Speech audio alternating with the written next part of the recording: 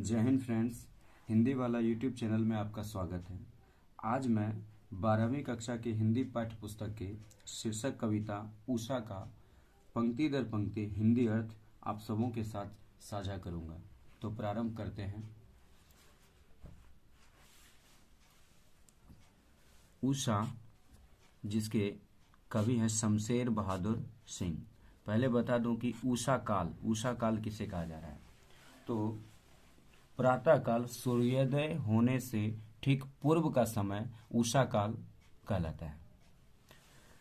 प्रातः नभ था बहुत नीला, शंख जैसे भोर का नभ। नभ पर्यायवाची है आकाश का, और प्रातः काल यहाँ कवि शमशेर बहादुर सिंह, जो कि प्रकृति प्रेमी कवि है, ये कहते हैं कि प्रातःकालीन नभ बहुत ही नीला, शंख के समान प्रतीत हो रहा था। प्रातःकालीन नभ जो होता है वो बड़ा ही हल्का नीले रंग का वर्ण धारण किए हुए ये नभ बड़ा ही स्वच्छ व निर्मल प्रतीत होता है। जरा सा भी धब्बा या बादल जैसा स्थिति नहीं होता है। इस कारण सुबह का नभ प्रातःकालीन जो आकाश है वह स्वच्छ व निर्मल प्रतीत होता है, बिल्कुल नीले शंख के जैसा पवित्र प्रतीत होता है। आगे नभ का तुलना कवि करते हुए कहते हैं कि राख से लिपा हुआ चौका। जैसे ग्रामीण परिवेश में यह देखा जाता है कि कच्चे घर जो होते हैं वहाँ पे राख से लिपे हुए चौके का सीधा अर्थ है कि घर का चूल्हा चौका, जहाँ पे घर की माताएं बहनें स्त्रियां चौका लीप देती है और उस समय वह गीला चौका बड़ा ही निर्मल प्रतीत होता है। ठीक उसी तरह प्रातःकालीन नभ भी बहुत ही निर्मल प्रतीत हो रहा है, बहुत ही स्वच्छ प्रतीत हो रहा है। आगे फिर उदाहरण देते हुए कहते हैं कि बहुत काली सील जरा से लाल केसर से, कि जैसे धुल गई हो। आगे बोलते हैं कि जैसे सिलवट पे लगता है कि लाल केसर पीस कर फिर उसे धो दिया गया हो, और सिलवट केसर की लालिमा लेकर और भी बिखरे बिखरे से चटकारे रंग में दिख रही है, जिसके कारण सिलवट की सुंदरता वो निर्मलता बढ़ गई है, पहले की तुलना में बढ़ गई है। ठीक उसी प्रकार जब प्रातःकाल में सूर्योदय होता है तो सूर्य अपनी लालिमा लिए जब नीले आकाश पे अपनी स्वर्णमयी किरणें बिखेर देता है, तो उस समय का नभ और भी सुंदर और भी रमणीक वो पवित्र लगा करता है। ठीक इसी का उदाहरण देते हुए लाल केसर और सिलवट का उदाहरण देकर कवि कहते हैं कि लाल केसर के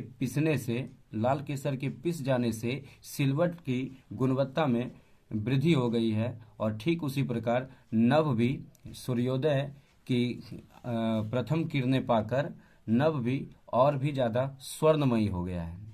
आगे कहते हैं स्लेट पर या लाल खड़िया चौक मल दी हो किसी ने। आगे कवि आकाश को और भी अधिक गहराई से उसकी सुंदरता को बतलाते हुए कवि कहते हैं कि ऐसा प्रतीत होता है जैसे बच्चों के स्लेट पर कोई लाल खड़िया चौक से मल दिए जाने के कारण स्लेट की गुणवत्ता बढ़ जाती है, स्लेट का रंग, स्लेट का वर्ण बदल जाता है, वह ज्यादा निर्मल दिखता है। ठीक उसी प्रकार प्रातःकालीन नभ भी सूर्योदय होने के पश्चात उसकी हल्की लालिमा किरणों से बहुत ही अधिक सुंदर दिख रही है, बहुत ही अधिक पवित्र प्रतीत हो रहा है। आगे उदाहरण देकर कवि कहते हैं कि नील जल में या किसी की गोर झिलमिल देह जैसे हिल रही हो।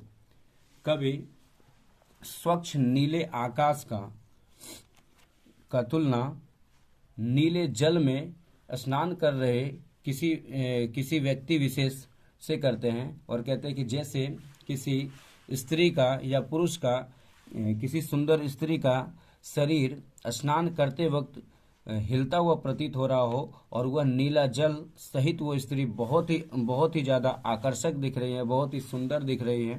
ठीक उसी प्रकार प्रातःकालीन नभ के साथ भी ऐसा ही है। प्रातःकालीन नभ भी बहुत अधिक आकर्षक, बहुत स्वच्छ व निर्मल प्रतीत हो रहा है। परंतु ये सब घटनाएं प्रातः काल के दौरान होती है, परंतु जैसे ही सूर्योदय होता है और सूर्योदय होने के कुछ क्षण के बाद आकाश का यह नील गगन का यह जादू समाप्त होने लगता है। आगे फिर कवि कहते हैं कि और जादू टूटता है इस उषा का, अब सूर्योदय हो रहा है। चूंकि सूर्योदय होने की स्थिति में है, तो सूर्योदय होने के दौरान ही यह प्रातःकालीन ये जो अंबर है यह काफी सुंदर व रमणीक प्रतीत होता है। परंतु जैसे जैसे सूर्योदय होता है और सूर्य अपनी आभा को संपूर्ण सृष्टि पर बिखेर रहा होता है, उस समय उषा का यह जादू अर्थात नभ की यह सुंदरता धीरे धीरे घटने लगती है, वह निर्मलता न जाने कहीं खो जाती है। इसे ही उषा का जादू टूटना बतलाया गया है। आपने बड़े ही ध्यान व धैर्य से सुना, आप इसके लिए आपका आभार।